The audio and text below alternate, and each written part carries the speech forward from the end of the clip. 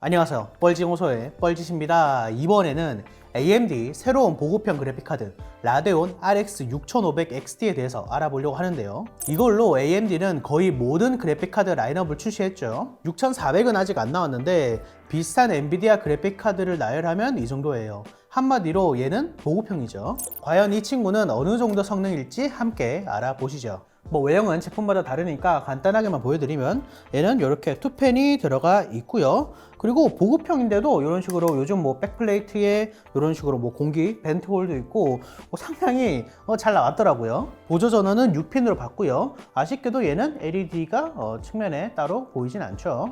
스펙을 말씀드리면 6나노 공정에 부스트 클럭 2800MHz. 왜 이렇게 높아? 큰 의미는 없어요. GDDR6 4GB 메모리가 탑재가 되었습니다. 테스트 환경은 다음과 같고요. 라이젠 5 5600에 16GB 램으로 테스트했어요. 일반적인 보급형 게이밍 컴퓨터죠. 저는 GTX 1650 슈퍼랑 한번 비교를 해볼 겁니다. 얘랑 가장 비교하기가 좋더라고요. 타스 점수부터 짚고 넘어가면 이렇습니다. 다만 3D 마크가 라데온이 꽤 잘 나오니까 요건 참고만 하세요. 자, 먼저 레데리 2인데요. 6500 XT가 5에서 10프레임 가량 높은 모습을 보여주고 있어요. 와, 클럭이 실제로는 3기가에 달하네요. 그래픽 카드가 이 정도 클럭은 오랜만에 보는 것 같아요. 다음은 포르자 호라이즌 5인데요.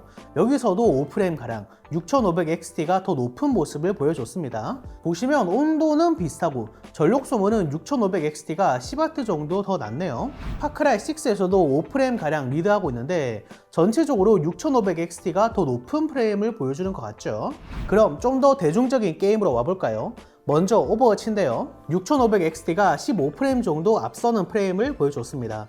대략 10% 정도의 차이네요. 로스트 아크에서는 어떨까요? 여기서는 1650 슈퍼가 1, 2프레임 더 높긴 한데 거의 비슷한 모습을 보여주고 있죠. 여전히 라데온이 로어에서는 힘을 좀 못 쓰네요. 다음은 배그인데요. 3 울트라 옵션이고 배그에서는 적게는 10프레임, 많게는 20프레임 라데온이 더 잘 나왔습니다. 이 정도면 무난하게 배그하기에는 괜찮을 것 같아요. i5 12400이랑 조합하면 144프레임 방어가 좀 더 확실할 겁니다. 그래프로 보면 다음과 같은데요. 크게 이기는 게임도 있고 크게 지는 게임도 있는데 전체적으로 봤을 때 6500XT가 GTX 1650 슈퍼보다 소폭 상위라고 할 수 있을 것 같아요. 참고로 1660 슈퍼랑 비교하면 15% 정도 낮아요. 그래도 이 정도면 예전 중급형 그래픽 카드의 성능이기 때문에 GTX 1060 6기가 있죠. 걔가 1650 슈퍼보다 조금 못하거든요. 1060보다 성능이 좀 더 좋다라고 생각하시면 되겠습니다. 예전에는 이 정도 성능이면 중급형이었는데 이제 보급형이 된 거죠. 물론 지금 가격은 예전 중급형보다 더 비싸졌지만요. 전력 소모와 온도도 확인을 해보면 엄청난 차이는 아닙니다. 보조전은 6핀 혹은 8핀이 한 개 필요하다는 건 똑같죠. 온도는 1시간 플러드씩 65도, 그리고 소음은 보시면 아시겠지만 팬 RPM이 900밖에 안 돼요. 케이스 안에 있으면 안 들리고 돌아가는지도 모를 정도예요. 요 모델은 제로팬도 있고요. 그래서 지금 성능이 더 떨어지는 그냥 GTX 1650이 38만원, 1650 슈퍼는 매물도 없고 너무 비정상적이고요. GTX 1660은 더 어이가 없어요. 그쵸? 그래서 가격만 적당하면 보급형에서 먹힐 거라 생각하는데 단점이 있어요. 크게 두 가지가 있는데 이게 사람마다 치명적일 수도 있고 아닐 수도 있습니다. 첫 번째로 PCI 3.0 시스템에서의 궁합 문제입니다. 얘가 PCI 4.0 4배속으로 작동을 하거든요. 대역폭으로 따지면 대충 이래요. 근데 PCI 3.0 시스템에 꽂으면 인식은 잘 돼. 근데 PCI 3.0에서도 4배속으로 돌아가게 된다는 거예요. 대역폭이 더 작기 때문에 성능 손실이 생긴다는 거죠. 대부분의 게임에서는 손실이 아예 없거나 아주 조금 있는데 일부 게임에서는 성능이 급격하게 떨어지게 됩니다. 이건 다른 그래픽카드의 결과이긴 한데 얘도 똑같아요. 그래서 내가 사용하는 메인보드와 CPU가 PCI 4.0을 지원하지 않는다면 지금 나가고 있을 텐데 요 이상이 이제 4.0을 지원합니다. 내가 하는 게임에서 성능 손실이 있는지 없는지 미리 확인을 해봐야 돼요. 일반적으로는 온라인 게임 정도는 손실이 없고 보통 AAA급 게임에서나 차이가 있더라고요. 두 번째로 일부 코덱이 빠졌어요.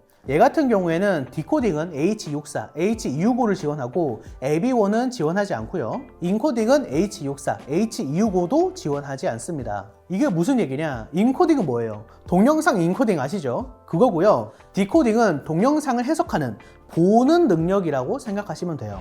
디코딩부터 보면 일단 H264, H265, VP9 다 디코딩이 되고 있고요. 지금 유튜브 4K 재생을 보면 그래픽카드의 비디오 코덱 부분을 사용하고 있는 게 보이죠? CPU는 거의 놀고 있고요. 디코딩은 그래픽카드로 영상을 보는 능력이라고 생각하면 되고 4K까지는 유튜브가 VP9 코덱을 써요. 그런데 8K로 한번 올려볼까요?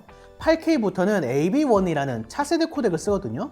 그런데 6500XT는 AV1 디코딩을 지원하지 않기 때문에 지금 바로 비디오 코덱이 확 떨어지고 CPU가 갑자기 올라가죠. 그래픽카드가 못 돌리니까 CPU가 연산을 해서 AV1 영상을 해석하고 있는 거예요. 그럼 인코딩이 없다는 건 뭐냐? 녹화 프로그램에서 보시면 지금 H264 CPU로 녹화하는 옵션만 있죠. 원래 어떤 게 있어야 되냐? NVIDIA NVENC처럼 라데온 그래픽카드도 GPU로 녹화를 처리하는 게 있어요. 이렇게요. 근데 여기에는 빠진 거죠. AV1 코덱이 이제 막 보급이 되고 있는 시점이기 때문에 당장 뭐 유튜브 재생이 안 돼요 이러진 않을 것 같고, 뭐 8K 영상을 공급한다면 또 얘기가 다르겠죠.